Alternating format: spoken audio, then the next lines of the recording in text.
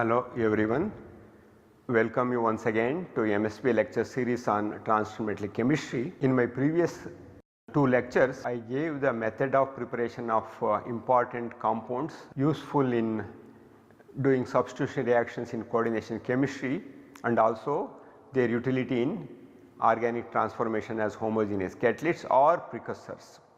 So, let me now try to do the classification of ligands. As you know, ligands can be classified in several ways. The simplest way of classifying all ligands into two categories is classical or simple donor ligands and non-classical ligands or pi bonding and pi acid ligands. So, what are the difference between classical or simple donor ligands and non-classical ligands, which besides having sigma donor capability they also can be pi donors or pi acceptors. So, these classical or simple donor ligands act as electron pair donors to acceptor ions or molecules and form complexes of all types of Lewis acids, metal ions or molecules including main group elements. How about non-classical ligands? They are also called as pi bonding or pi acid ligands.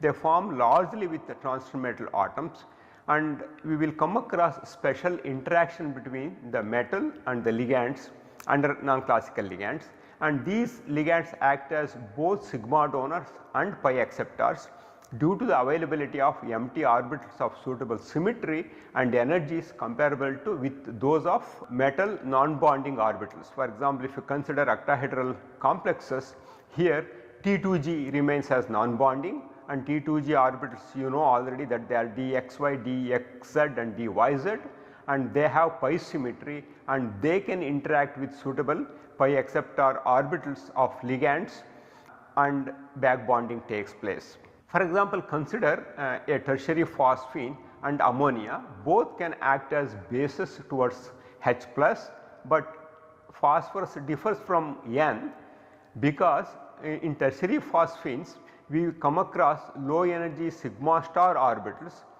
essentially of anti-bonding in nature, whereas N does not have such orbitals for back bonding. So, that means sigma star orbitals of tertiary phosphines can interact with the T2G or non-bonding orbitals of a metal complex and accept electrons which are not utilized in metal to ligand bond formation, and hence it can reinforce the metal to phosphorus bond, that is we call it as back bonding. Let us consider carbon monoxide that do not have measurable basicity to protons yet readily reacts with metals like nickel that have high heats of formation or high heats of atomization to give compounds such as nickel tetracarbonyl. Ligands may also be classified electronically depending upon how many electrons that they contribute to a central atom. That means apart from classifying them into classical, non-classical, one can also classify ligands depending upon how many electrons they are in a position to donate or contribute to the central atom in form of pairs. For example, if a ligand is capable of giving only 2 electrons, that is called monodentate ligand, or if it has 2 donor atoms with each one a pair of electrons, it is called bidentate ligand, or it can be tridentate ligand, tetradentate, or it can be polydentate.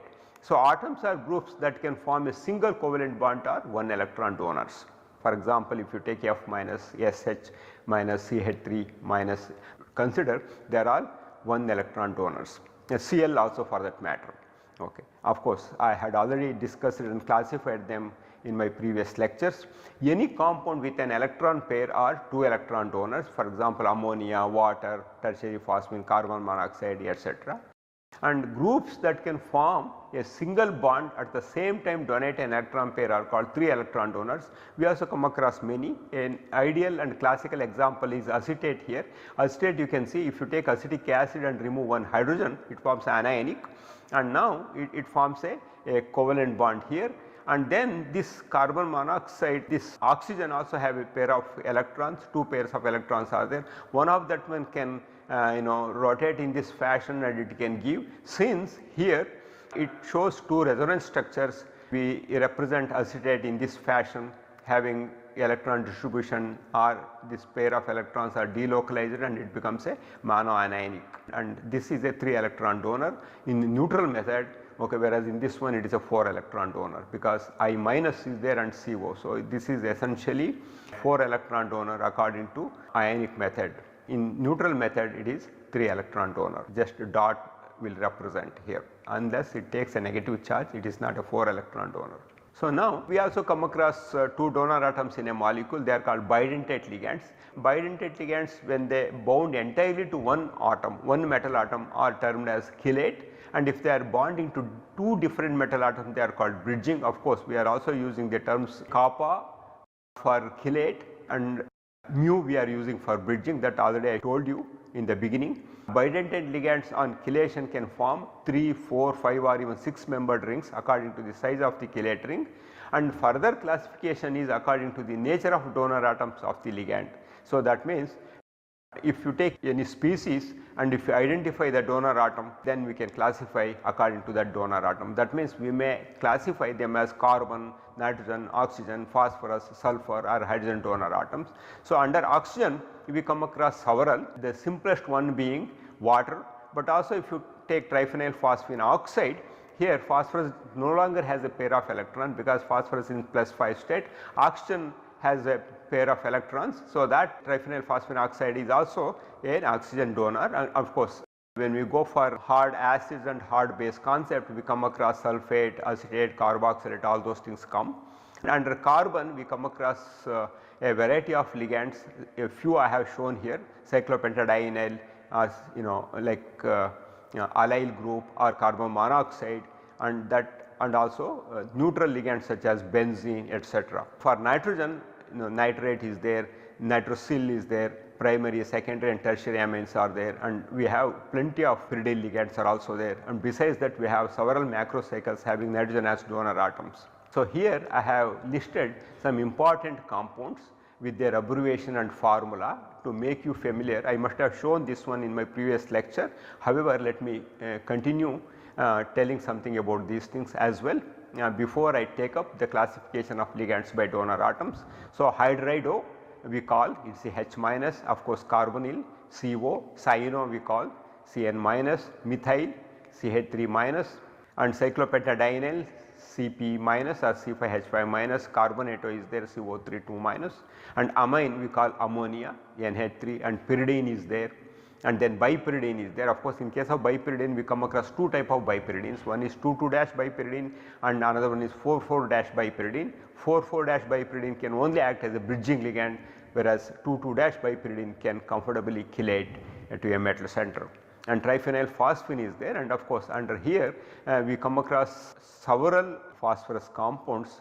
I shall elaborate more when we go to phosphorus as donor atom, and aqua we call water, and acetyl acetonato is also there, it is a monoionic complex similar to acetate, and thiocyanato and chloro, and EDTA is a hexadentate ligand.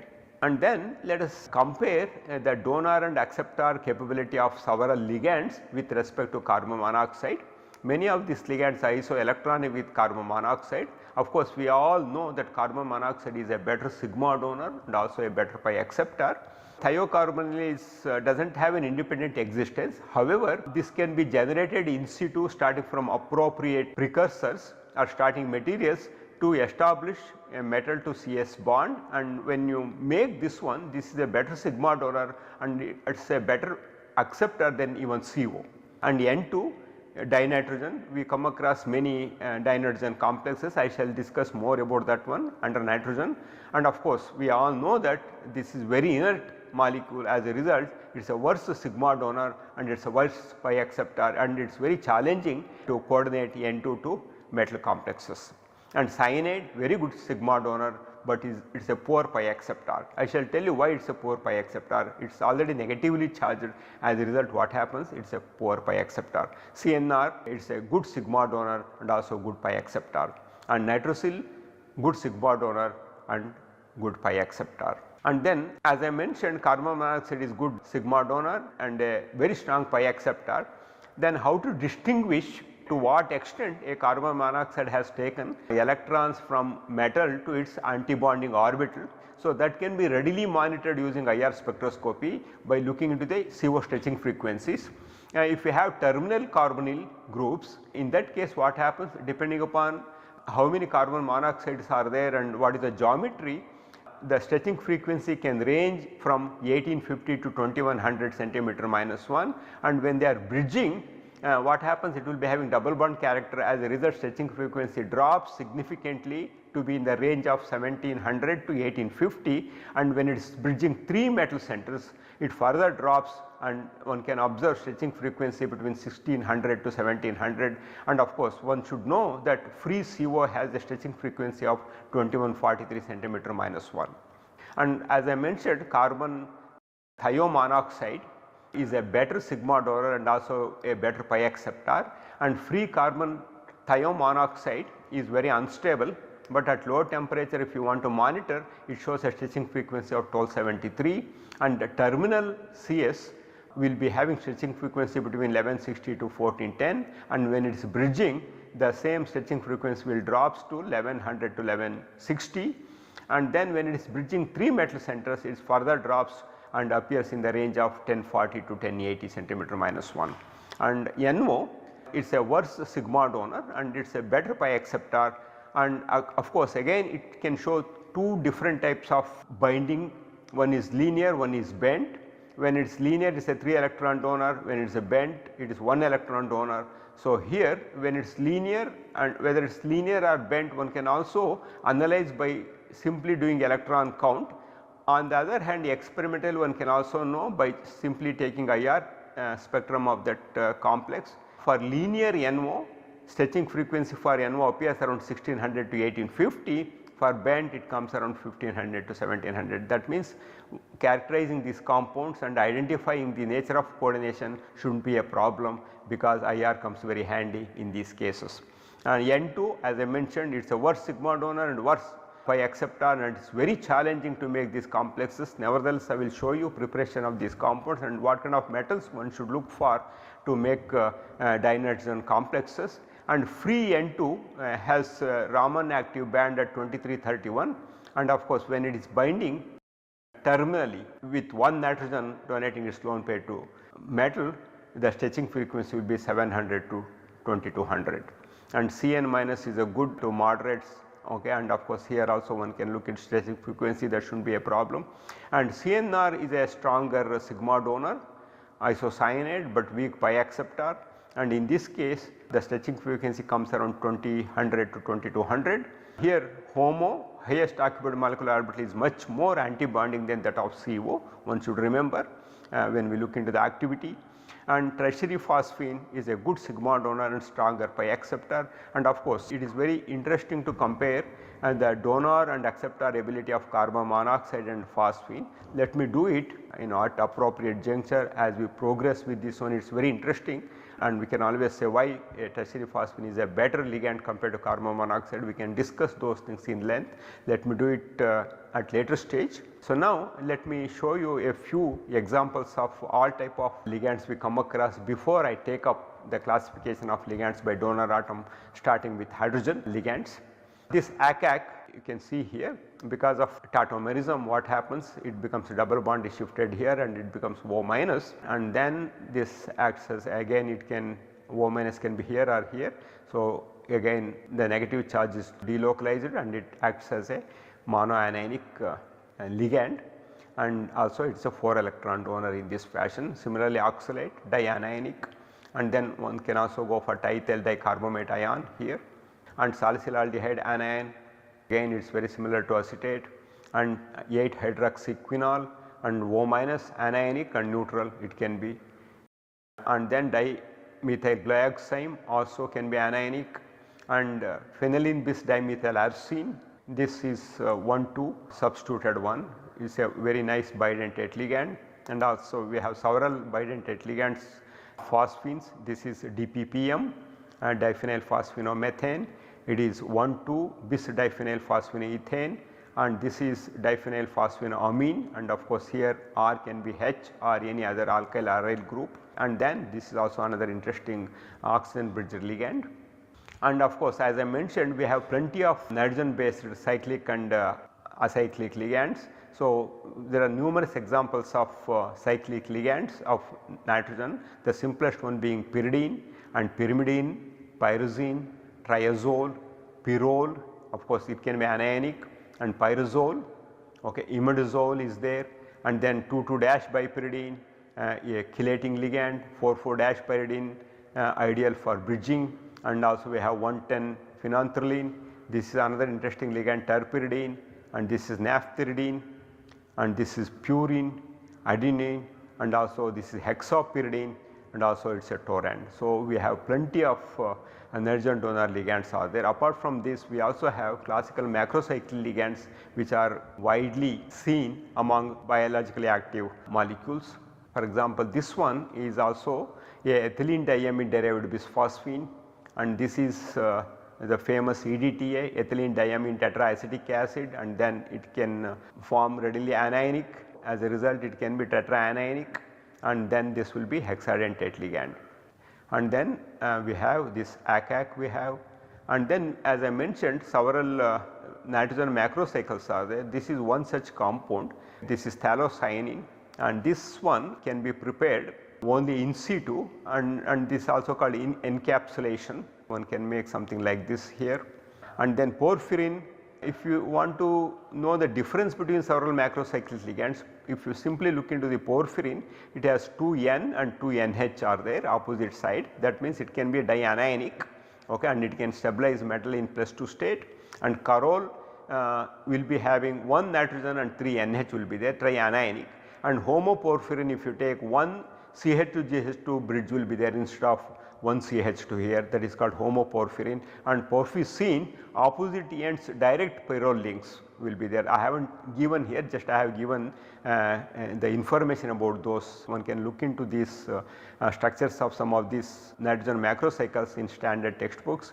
So, in this porphysine opposite ends have direct pyrrole links, and 2 CH2CH2 links on other 2 ends will be there. And also we have carphysine, in that one direct and 3 CH2CH2 links will be there, and in case of hemiporphysine we have 2 adjacent CH2 and 1 direct CH2CH2 links will be there. The links I am talking about is these things that separates pyrrole groups, and this I have done it. Again I shall just tell you about pure sigma donors. This is sigma donors are these ligands, pure sigma donors, they do not have donor or acceptor capabilities, pi acceptor or pi donor capabilities, and then we have sigma donors and pi donors, all these halogens and NCO, NCS, N3 minus, OH minus, OR, ACAC etc. they are all sigma donors as well as pi donors, and we have sigma donors and pi acceptors, very important ligand system. They are also called as non-classical, unfortunately.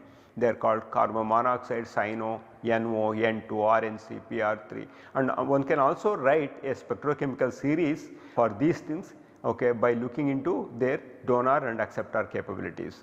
And similarly among pi donors and pi acceptors we have several carbon donor ligands such as Cp minus, C6H6, C7H7 plus, and ethylene and acetylene. They are called pi donors and pi acceptors because these pi electrons are going to the metal as sigma, that is the reason they are called pi donors.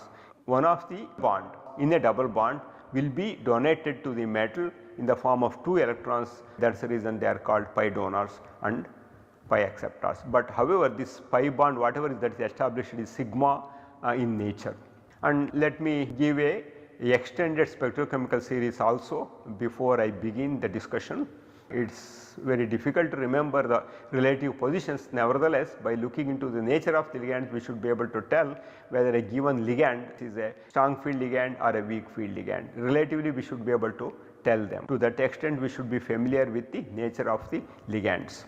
So, now let us start the classification of ligands by donor atoms. To begin with, let us consider hydrogen, the simplest donor atom. Typical ligands of hydrogen donor are hydrides, dihydrogen, and also several main group hydrides.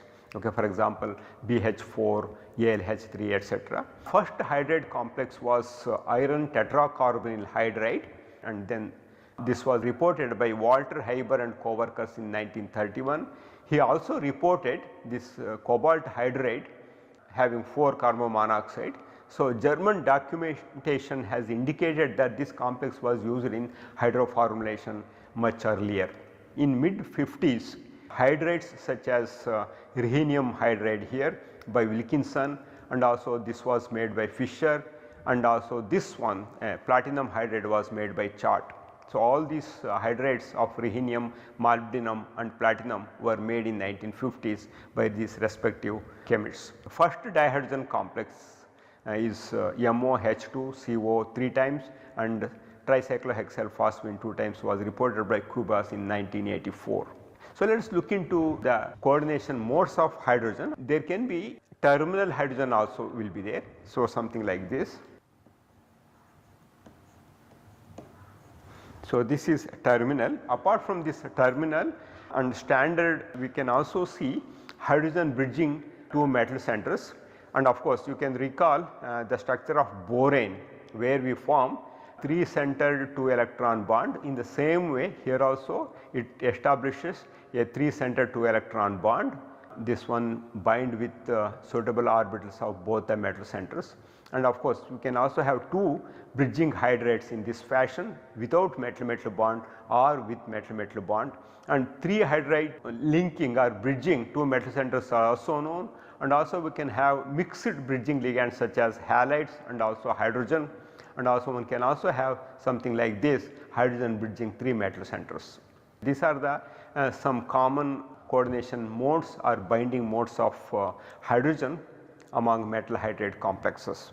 The affinity for hydrogen is very small or 0 for d block elements with an exception of palladium and also palladium silver alloy and copper complex. So, the rate of diffusion of hydrogen is very high through a metal membrane of these metal compared to any other metals in the among transition element series. Studies have shown the presence of palladium hydride phases. That is the reason palladium on carbon is widely used in hydrogenation reactions. So, now let us look into the binding modes of hydrogen, and of course, when you look into H2 molecule, we have a pair of electron that establishes a HH bond.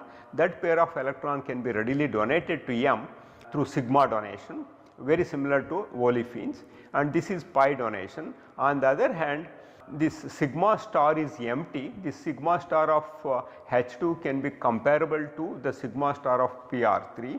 So, that means in that case the sigma star can also interact with suitable metal pi symmetry orbitals such as dxy, dx dot dyz to establish back bonding, that is from metal to hydrogen anti-bonding. That means hydrogen can act as a sigma donor as well as a pi acceptor. More details will be provided while considering oxidative addition of H2 to a square planar complex. When I go to oxidative addition reductive elimination reaction, I shall more elaborate about how one can manipulate hydrogen coordination to metal center for the purpose of hydrogenation of olefins and other unsaturated organic compounds that you cannot do conventionally even at very high temperature.